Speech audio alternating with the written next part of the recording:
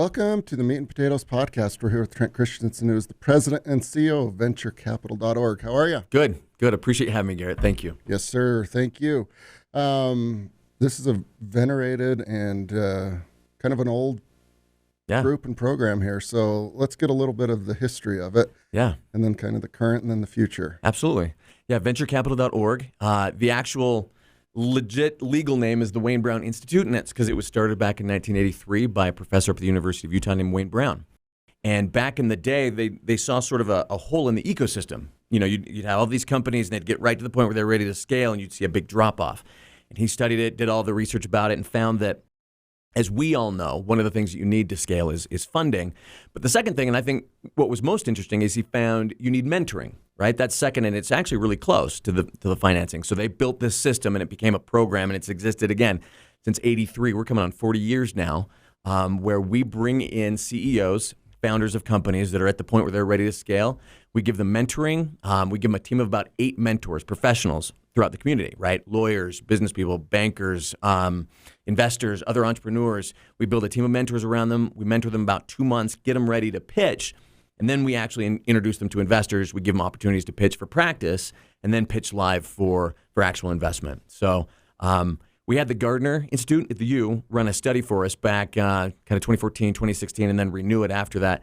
We found that over a 10-year period, 75% of the companies that go through our program and pitch will raise money in that calendar year, and 80% of them are still in business 10 years later after they've pitched. And again, to me, that's not the money, right? You can raise money and still screw that up. To me, that's the mentoring, right? Because if 3 years down the road I got a problem with my IP or whatever it is, right? I can reach out to someone on that mentor team, and they're either going to know the answer or know someone who knows the answer, right? Yeah. I think it's a big part of what Silicon Slopes does, right? The connection, the community, the mentoring. And so we formalized it into a program and been going for a while. We've got some great history around it. Ancestry.com was one of our alumni back when they were myfamily.com back in the day. Omniture was one of ours. Myriad Genetics. Ogden's Own Distillery. I mean, we've got some really good. Newmont University was one of ours. So really proud of our history, and we're really excited about the future, where it's headed. It's very cool. And that's what I was hoping you'd mention a couple of the names. There's a lot more. Yeah. Because advice is cheap, right, if it's free. Right. But you put some structure around it. Right. And I like the other point you made, like, oftentimes you don't know the answer.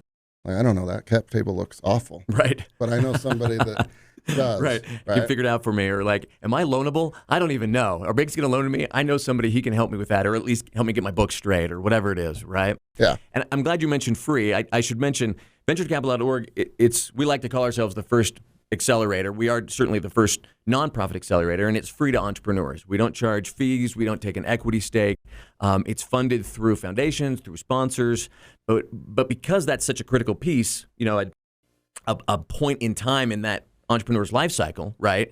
That's not something we want to say, okay, now give us a chunk of your company. So it's always been free. It's always going to be free to the entrepreneurs. And with that success rate, we hope we can keep it free. Yeah.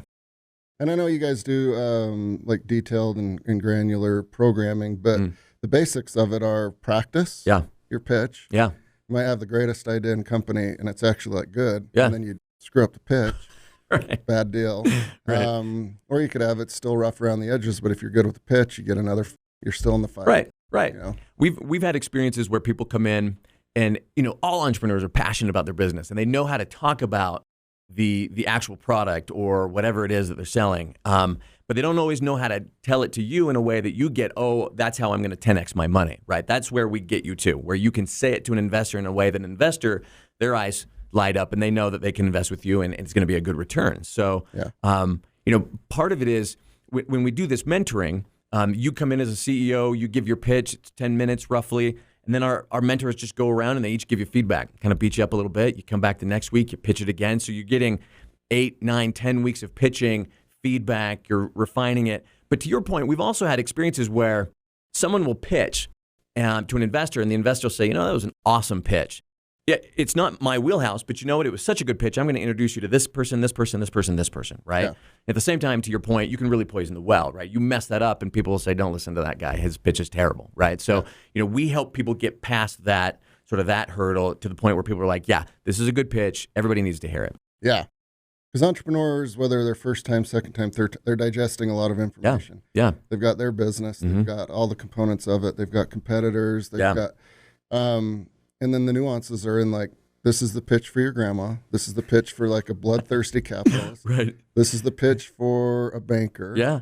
And you've got to digest that, right? And know the difference. Like, hey, listen, you'll have a banker on your mentor team, and they'll say, "Don't ever say that to a banker." And the other guys will say, "No, but say it to the investor, to the VC guys." And to your point, it's a little bit different. It's a different pitch to an angel investor than it is if you're at the Series A or Series B round, right? You're at a different point in your company, right? So you're going to want to say different things. And so we've had companies go through 2 or even 3 times because they were doing a different round, right? Yeah. And our mentors can help them get through that. So we're always looking for mentors. That's one of the big pitches I want to make, is always looking for people to come in and mentor. It's 1 hour a week for 8 weeks. Some people do it, we have about 9 cohorts a year that we run. Some people get on all 9. Some people do it once a year. Once a year. But, we love to have entrepreneurs, service providers, everybody come in and help these entrepreneurs. Yeah. And the diversity of that, again, is just like, it's like free practice, right? Because you're hearing a completely different view and mindset from these people. Very cool. All right. So coming up on 40 years, all sorts of success stories. Yeah. Principles are pretty solid. You practice it. Yeah. And get the nuances down of everything. Right. You do that through repetition. And improvement. And the questions. You're going to get this question. Be prepared for that question. Don't put it in your pitch, but just know you're going to get asked it. So be ready for it. All those sort of things. 9 cohorts a year. Roughly. Yeah. In fact, we're expanding that. We've added a couple of different programs, different verticals around it. And so this year we're probably going to have the most cohorts we've ever had. Probably get up closer to 14 or 15. So expanding really fast. And so for you guys, you need to have a platform and program in place, but you need the mentors. Right. If you don't have enough mentors, you probably can't do 14 or 15. Right. Well, you're burn the mentors out. Exactly. You can't go. That's right. I imagine it's also good for the mentors to, one, hear all this fun, new ideas and energy. They could invest if they wanted to, theoretically, right? And we have that, yeah. And that probably helps with their companies, too. Totally. Like, interesting thought there. I'll give you 2 examples. So we had, and I won't tell you who, but it was from an accounting firm, an auditor, and we did lunch with him, and he said, listen, I had no idea what a SaaS company was. So I audited SaaS companies, and I had no idea what they did, right? Because I'm just looking at the books on the back end, and now I just mentored with you guys, and I understand it now, and now I can speak their language. I understand it a little better. He's like, you guys made me a better auditor, right? Second story is about me. I was an attorney for years in Boston, chained to my desk, billing hours, right? And about my 4th or 5th year, they're like, well, where's your book of business? I'm like, book of business? I haven't left this desk in 4 years. But this is an opportunity. If you're a young attorney or a young banker, right, you get out and you're meeting other professionals. You're meeting other lawyers and other bankers and other accountants and other investors, other entrepreneurs, right? They start to know you, not because you handed them a business card, but because you added value in a real way and helped an entrepreneur. And they say, oh, this young associate from Kern McConkie or wherever, they know what they're talking about. So we see it as career development just as much as it is a philanthropic, effort to help entrepreneurs. Yeah. And then it does culminate with like all the practice is done. You're polished and you're sharpened, results in actual pitches, right? Yeah. So we do 2 events a year, 2 major events. We just did our big flagship event in February. It's called Investors Choice Conference. We bring investors from all over the country in, and we have a ski day attached to it, and that's what brings them in, and then they stay and listen to the pitches. We had 20 companies pitch from all over the spectrum, right? You had life science companies, you had consumer product companies, everything in between. Fantastic companies, several of them getting interest right there at the conference, starting those dialogues, right? And like I said, based on our statistics, 75% of those, the pitch, are going to raise their money by the end of this calendar year. So our second event is a women-specific event. It's called We Rock. It's an acronym. It stands for Women Entrepreneurs Realizing Opportunities for Capital. And it's the exact same thing as Investors Choice. We just do it specifically for women founders, women owners of companies. Happens in September. And it's been phenomenal. It's been so great that we've expanded it. We're actually doing a We Rock event in Boise up on April 27th at the Boise Event Center. So I'd love to have you there. It'd be good. We've already got 8 companies lined up to pitch, 8 Idaho-specific women-led companies up in Idaho. So ton of demand, ton of energy around this. Very cool. I heard that there was a panel at your Investors Choice that was so good it turned out the electricity. It went so long we had to cut them off. We just shut the lights off. No, I'm kidding. Little backstory there. All right. So you've mentioned, like when I think of venturecapital.org, I think of kind of what you've talked about previously. And then I do associate We Rock, but it sounds like there's some new things as far as like programming and geographic location. Right. So Boise, I have always loved. Great town, very similar to Salt Lake, at least in my eyes. Growing fast, yeah. So what's the impetus for that going up there? Well, it's interesting, and it's sort of our history with Boise sort of ties to our history with doing our women's entrepreneurship program. The women's entrepreneurship program was, and if we're just going to be honest about it, it was sort of like a side thing that the organization did for a while. We do entrepreneurs, and we have this other women's thing. And we came to a very clear realization as a board and as an organization about 2 years ago that can't be the way it is, because we found that over the course of time, we were expanding what we were doing. We were getting more and more and more companies applying to our program, but we weren't expanding the pipeline of women-run companies to our program. And you look at the statistics, 38% of all small businesses in America are run or owned by women, but women companies only realize less than 4% of the available investment capital. Now, there's a lot of reasons for that, but if there's a lot of reasons, that means there's a lot of solutions. And what we can do, our slice of the pie, is to say we need to increase our pipeline. We can't necessarily say, well, we're gonna have finished product unless we increase the pipeline, right? So we've made a concerted effort over the last year and a half to 2 years to increase the number of women entrepreneurs that are coming into the program that we can mentor and then get out to both ICC, our Investor Choice Conference, and the We Rock Conference. And it's been phenomenal. It's the principle that, rising tide lifts all boats. We have had a very distinct rise a sharp rise in women entrepreneurs, and that's led to an even bigger rise in overall entrepreneurs. That leads to our minority entrepreneurship program. We've started to co-brand a bunch of events. We're calling them VC 101, sort of an introductory series, right, to what we do. For women, it's for minorities. We're co-branding it with the Black Chamber, with New Pattern. They're fantastic. We're doing some things with the Swazo Business Center and the Women's Business Center and the Women's Leadership Institute and WTC, and trying to bring everybody together to say this is something that we can all do, right? So with We Rock this year, just like I said, Investor's Choice has a ski day that's attached to it. We're working with Pat Jones out of the Women's Leadership Institute. We want to bring more women into golf. So we're going to set up a golf event that's attached to We Rock. It'll be on that Thursday before We Rock. So roughly, and I might get these dates wrong, but I think it's September 23rd and 24th. It's that last Thursday, Friday. And we had some really good feedback recently that said, listen, you're trying to get women into golf. So just because you start a golf event doesn't mean women are going to just magically show up, right? And so we had a donor, Chris Badger, from Now CFO. We're going to have monthly events at Top Golf. We're bringing in a female golf pro. Her name's Alex Schulte. She's fantastic. 18 people every month. And it's networking with other executives. It's for women executives. And we're going to have a golf pro there to teach you. I could use tips from a pro, right? So come learn. We've had a lot of response of, I'd go to that because that's a little safer environment, right, than just showing up and having to tee off. So a lot of excitement around that. We want people to come out and be a part of those. So it's going to go April through September. There's going to be one every month. And then at the end of September is We Rock. And we just want people to come out and go. It's a great networking thing. It's great for self-care. It's great for your business. So we want to get more women into that. So that's going to be a part of We Rock going forward. This is going to be the first annual golf event that we do. So details TBD. TBD. But it's always fun to have a little bit of a lead up, some practice. Right. And that way you're there and you kind of like, hey, listen, we're going to be in a foursome, right? And you kind of build your foursomes and you meet people, right? So yeah, very cool. So in addition to Boise, I've heard chatter of Vegas. Yeah. So we went up to Boise about 2013. And we did so because one of our major sponsors, Zion, said, listen, what you do in Salt Lake, you need to go do it in Boise because they're ready for what you do. Since 2013, the companies that have run through our program and pitched have raised over $100 million all in, right? And that's only 2 a year, 4 a year, 5 a year. 1 year at our Investors Choice Conference in Salt Lake, half of our companies were from Boise. There is energy there, right? And they're catching up to where we are. So we're doing a We Rock in Boise. We've had events in Boise up at Trailhead, if you're familiar with it. Great partners up there.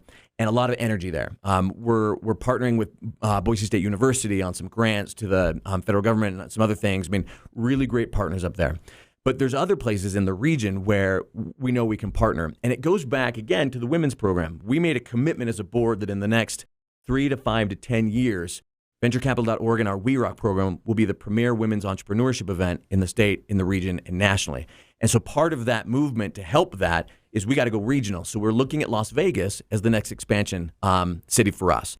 It's got great energy there. It's got, an academic partner there. It's, we've had a lot of interest. They've been coming to us saying, hey, come down, do what you do here. Let's figure it out. So obviously we're set up here in Salt Lake. We've got operations currently going, events and everything in Boise. We're looking to Las Vegas. And that's the future of venturecapital.org. It's expansion. Those were sort of the ideas when I came on in 2019 and the pandemic, and now we're back, right? Mm-hmm. But one more thing I want to mention about expansion, we talk about we're in Utah, but we're not in Utah. We're in the Wasatch Front, right? And so we just got a $500,000 grant from the Utah legislature to do specifically Utah women entrepreneurship throughout the state with an emphasis on rural Utah. Could not be more excited. Representative Christine Watkins, Representative Jefferson Moss, and Dan Hemmert, used to be State Senator Hemmert, now leading Go Utah, very excited about this effort that we're going to do to go out, have events, webinars, seminars, We Rock type events, right, all throughout the state to help women entrepreneurs, figure out venture capital. Is it for me? Do I want it? And then those that do want it and are ready, we can help them get it. So we're excited about that. Yeah. And my guess is there's a lot of really good female entrepreneurs in rural Utah, right? Yeah. It's a little bit different than the Wasatch Front. Yeah. Yeah. You are a little bit more scrappy, I found. Yeah. You need to be. Need to be. You understand your market, whether it's, big county or, just a 20,000 person town. Right. But it's different than, putting up a shingle in downtown Los Angeles or Manhattan. 100%. Right? 100%. A lot more relationships. Yeah. Well, and fun. To your point, when we say we're expanding, venturecapital.org is expanding. What that really means is the mentors, the mentor base is expanding, because we're not going to go down to Vegas and I'm not going to mentor all that. It's not going to be me. It's not going to be my COO, Peter Callister. We need to build a team of mentors. And specifically in rural Utah, where it is so community-based, right? That's what's exciting to us, is because now you're pulling together those communities to rally around those women entrepreneurs and say, hey, listen, because we could mentor them out of Salt Lake, but the upshot of that is they'll probably move to Salt Lake. Well, we don't necessarily want them all to move, right? We want a company that starts in Price to stay in Price. We want something that started in Richfield to stay in Richfield and grow and become the next big anchor in that economy. And if the community becomes their mentors, if they rally around, especially those women entrepreneurs, you're going to see growth, you're going to see jobs, you're going to see a new economy. But it doesn't start with outside groups coming in. In my opinion, it starts with homegrown companies staying there and growing and building out a new economy. Yeah, I would agree with you. And you guys have been a good partner with us over the years, but what we've always appreciated, and I'm sure others in the community, is if there are silos, and whether it's here, Boise, or Vegas, one of your goals, whether it's formulated or not, is to kind of break those down. Right. And you guys are fine, like, giving credit to others and being a facilitator and a convener. Well, and that's part of the beauty of the vision, and I give a lot of credit to Scott Anderson at Zions Bank for this. The vision of making this nonprofit, right? We don't need to raise money off of it, right? So when people come in and come in, be a part of it, put your name on it, put your name on the banner, right? Like, we exist off of sponsorships and foundations, but we got that handled, right? So, if we want to bring in, I'll give you a good example. We just raised $150,000 from the NASDAQ Foundation, National Foundation, and we did it because we partnered with Anne Marie at the Women's Business Center and with Beth Colosimo at Goldman Sachs 10,000 Businesses, right out of the Salt Lake Community College campus. Fantastic programs, right? The three of us together had such a strong application that's how we got that money. It wasn't because of us, right? And so as we pulled together those partnerships, Silicon Slopes, another example, the state, Go Utah, asked us to come run the pitch contest that's going to be part of the Governor's One Utah Summit in Salt Lake. They had a fantastic One Utah Summit down in Cedar City. Stephen Lisenby killed it down there, and now they're going to have the one up here in Salt Lake, and we're going to run. So we're going to mentor all the teams. The finalists will pitch on stage. Everyone's going to get a booth at the conference, and all we said is, listen, just put our logo somewhere. That's all we want, right? Because it's an educational nonprofit. We want to help these companies, right? So we're not saying, well, we'll do it, but you got to pay us all this money. We just want to pull people together. So, like I said before, you've got the WTC, the WLI, what Susan Madsen's doing, good grief, with U1, the Utah Women's Organizational Network, fantastic. And just say, all of you come and participate at our golf tournament, our women's golf tournament. Come and participate at those top golf events that are going to happen monthly. Come participate. Come see what's happening at We Rock. Be our guest. Come. Tech moms. We're going to be meeting with tech moms, groups out of St. George that are going to come up. And the more we do that, the more it's going to, again, raise all boats. Utah is one of the only ecosystems that I know of. Like, I've worked in New York, I've worked in Boston. I don't think you could do this there, right? where the universities are all happy to help each other, right? The ecosystem's happy to help each other. It's not as competitive. It's not as cutthroat. We want to help. I think everybody wants to help women entrepreneurs. I think everybody wants to help entrepreneurs generally. And the more we work together to do that, I think Silicon Slopes is sort of at the top of that hill, right? Just rising all those boats. So that's what we're about. And it's a good thing, I think, our nonprofit status allows us to do that. As we move into other markets, we can continue to do that. Yeah. Yeah, I think you're 100% spot on. And count us in to help with all of your initiatives. It's been fun to see where you guys have come out of COVID. And obviously, you guys have some new directives and some new visions. So congrats to you and your team. Appreciate it. Thanks for everything you're doing, Garrett. Yeah, thank you. So we've got the golf event TBD in September, but probably pay attention to what you guys are doing over the next couple of years. There's going to be a lot of happenings. Yeah, the website's really easy. It's our name, venturecapital.org. Come check it out, and you can see what we're doing on Eventbrite and whatnot. But get involved, come be mentors, come golf, just come, be a part of the team. So cool. Thank you, Trent. Thank you.